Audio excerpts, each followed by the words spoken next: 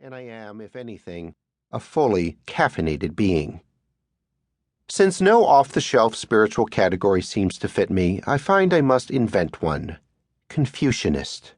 As the name implies, we Confucianists are confused deeply and profoundly when it comes to questions of God and religion. Wait a second, you're probably thinking, isn't a Confucianist just another word for an agnostic? No. We Confucianists lack the smug uncertainty of the agnostic.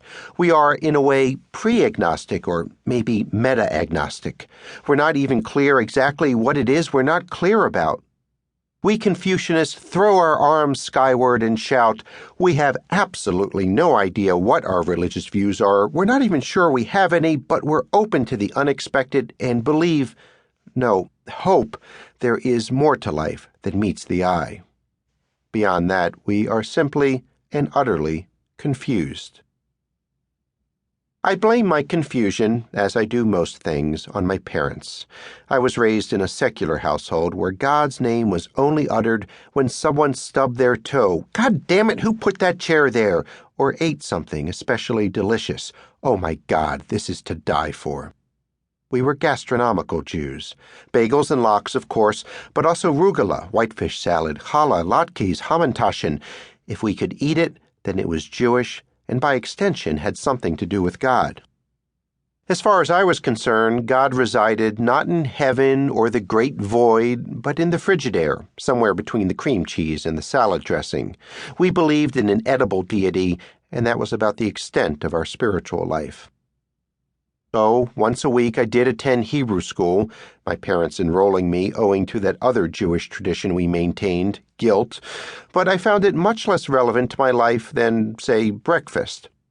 I couldn't understand what these ancient peoples, who weren't even smart enough to invent indoor plumbing, could possibly teach me about life. My family attended synagogue once a year on Yom Kippur, the Day of Atonement. It wasn't a lot of fun. I had to wear this blue polyester suit and clip-on tie, and all the adults were crabby, owing to the fasting, no doubt. The fasting bit really confused me because, as I said, I equated God with food, so I couldn't figure out why on this, the holiest day in the Jewish calendar, people weren't eating. Later, my years as a foreign correspondent for National Public Radio did little to rehabilitate God in my mind. I saw firsthand what was done in His name, and it wasn't pretty. I lived for a while in Jerusalem, the city of peace, though it was anything but. Even a blind person, especially a blind person, could detect the tension that hung over the city like an LA smog. The thunderous kaboom of an Israeli fighter jet breaking the sound barrier alternated with the kaboom of a young Palestinian detonating a charge of explosives strapped to his chest. So similar were those sounds that we journalists developed our own auditory bomb detection technique. A kaboom followed by the roar of a jet engine meant you could go back to your morning coffee. A kaboom followed by sirens meant a mad dash to a horrific scene. I also lived in India, the overachiever of the religious world. Over 330 million deities served, and there found myself more perplexed than outraged.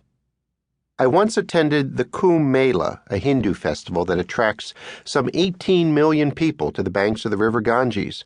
People traveled for days, weeks, in order to dunk themselves in the filthy, brackish water. It supposedly promoted good fortune and health. Yes, I thought, if the dysentery doesn't kill you first. It is faith, only faith, one of the holy dunkers told me. Isn't that enough? I didn't know what to say. Huck Finn's words sprang to mind, you can't pray a lie.